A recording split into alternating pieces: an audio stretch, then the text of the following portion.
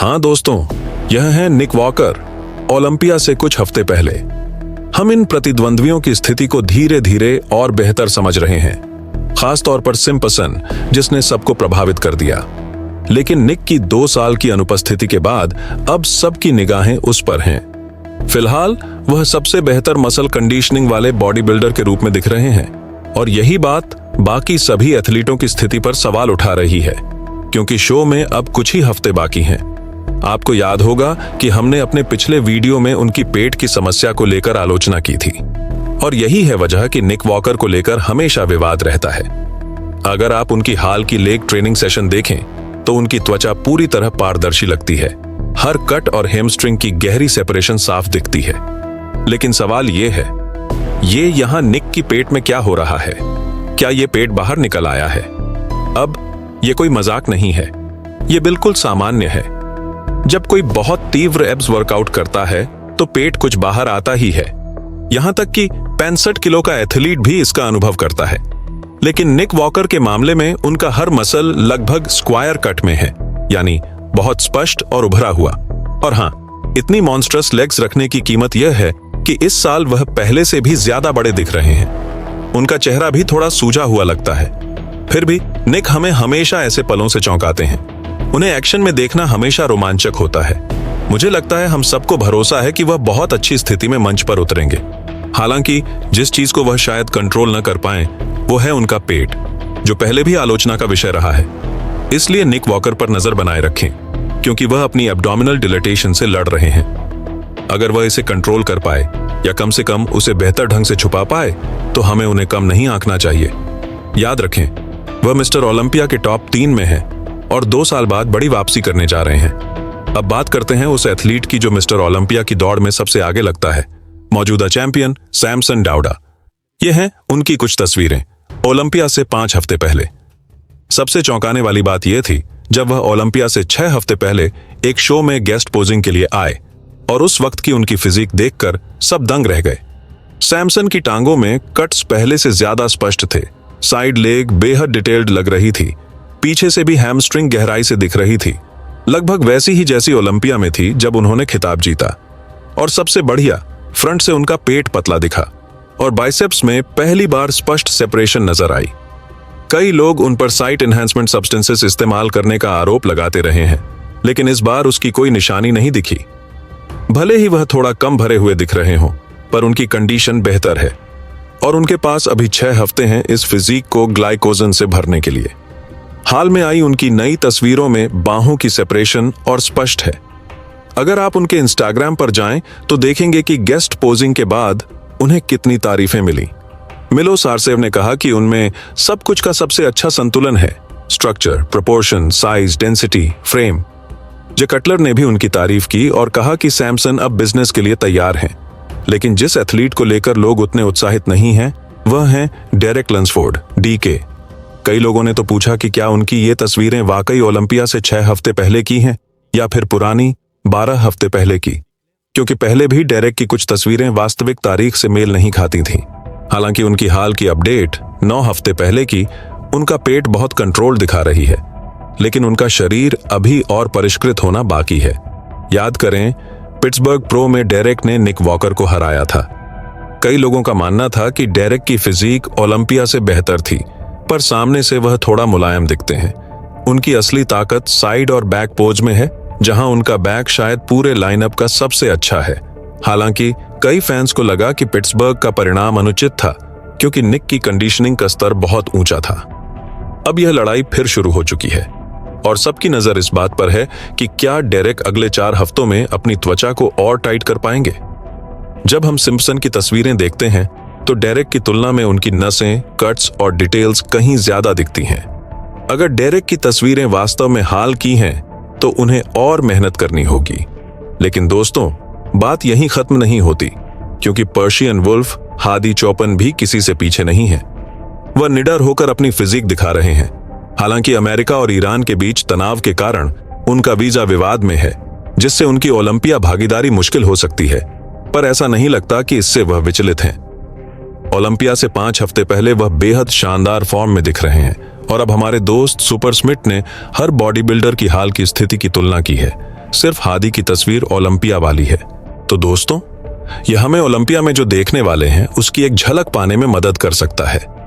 मेरा मानना है कि अब बड़ा सवाल यह होगा कि क्या सैमसन इस बार वैसी ही बेहतरीन कंडीशनिंग हासिल कर पाएंगे या नहीं, क्योंकि बाकी के लिए वॉकर, हम जानते हैं कि वह आमतौर पर फेल नहीं होते, हादी चौपन भी नहीं, लेकिन डेरेक लंसफोर्ड डीके पर थोड़ी शंका है। जो बात साफ दिखती है वह यह कि इस बैक पोज में सबसे कम प्रभावी लग रहे हैं सैमसन। हालांकि उनकी चौड़ाई बहुत अच्छी है, लेकिन हम जानते हैं कि वह पीछे से थोड़े धुंधले दिखते हैं। कम से कम डीके लंसफोर्ड जितने स्पष्ट तो नहीं हैं, जिनकी बैक की डिटेल्स वास्तव में प्रभावशाली हैं। निक वॉकर का बैक, जैसा हमने न्यूयॉर्क प्रो में देखा था, काफी स्ट्रांग है, लेकिन अगर सैमसन ओलंपिया जीतते हैं तो वह जीत जायज होगी, क्योंकि उनमें बाकी सबसे ज्यादा प्रेजेंस और इंपोजिंग हाइट है। जिसे सबसे कम परेशानी होती है अपने पेट को कंट्रोल करने में, वह है हादी चौपन।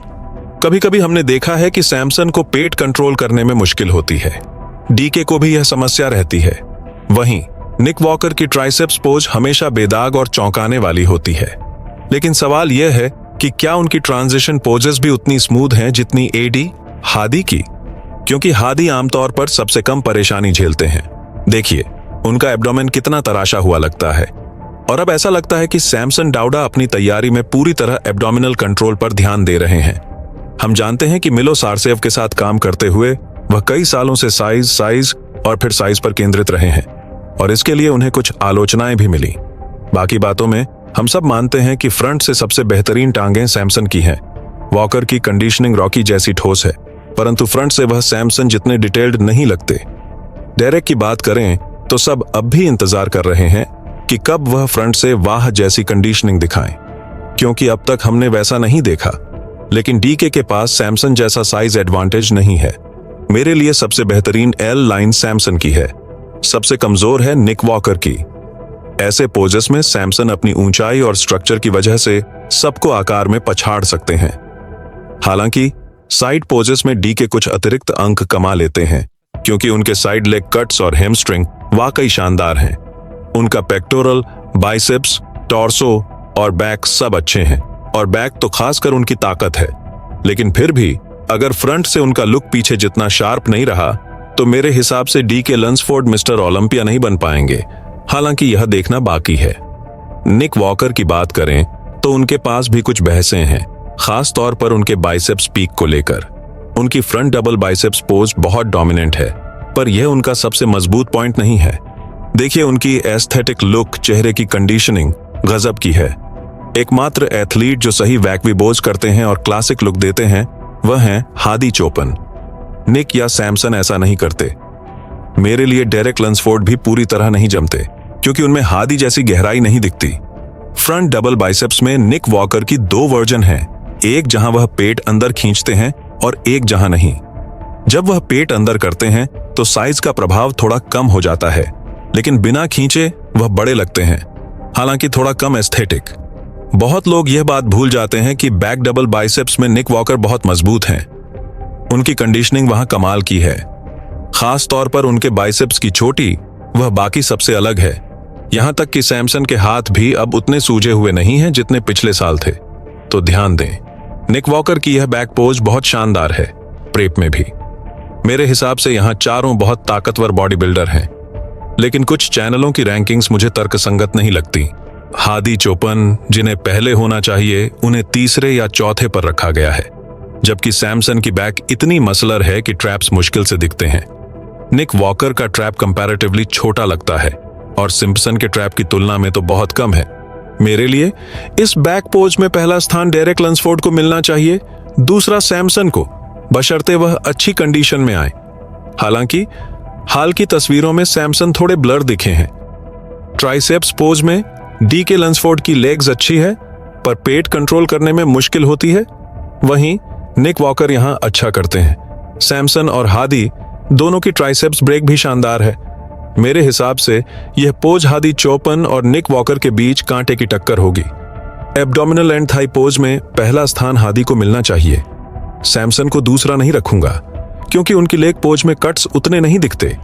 निक वॉकर, भले उनका पेट थोड़ा बाहर दिखे, लेकिन जब वह पोज लेते हैं उनकी ऑब्लिक्स, लेग कट्स और कॉन्ट्रैक्शन बेहतरीन दिखते हैं। सैमसन की लेग्स शानदार हैं, पर फ्रंट पोज में निक का डिटेल ज्यादा नजर आता है। मेरे हिसाब से सैमसन डाउडा और हादी चोपन फ्रंट पोज में टॉप 2 होने चाहिए, क्योंकि फ्रंट से सैमसन का पेक्टोरल स्ट्राइड, एब्डोमिनल इम्पेक्बल और लेग्स शानदार हैं। निक वॉकर का चेस्ट छोटा लगता है और उनके शोल्डर्स बाकी मसल्स से थोड़ा ऊपर हैं। उनकी लेग्स भी सिम्पसन जितनी नहीं है, तो मैं निक को पहले नहीं रखूंगा। डीके की बात करें तो उनके हाथों और शोल्डर्स में वाटर लेयर दिखती है, जो उनकी पोज को कमजोर बनाती है। कुछ चैनलों ने निक को पहले रखा है, फिर डीके, फिर हादी, फिर सैमसन। मुझे यह रैंकिंग बिल्कुल समझ नहीं आती। मेरे हिसाब से सैमसन अब भी सभी पहलुओं में सबसे डोमिनेंट है। लेकिन याद रखिए, जो भी प्रेडिक्शन हम करते हैं वह चैंपियनशिप डे पर बदल सकता है, इसलिए अंत में मायने रखेगी केवल वह फिजीक जो 7 अक्टूबर 2025 को मंच पर दिखेगी, और कुछ नहीं।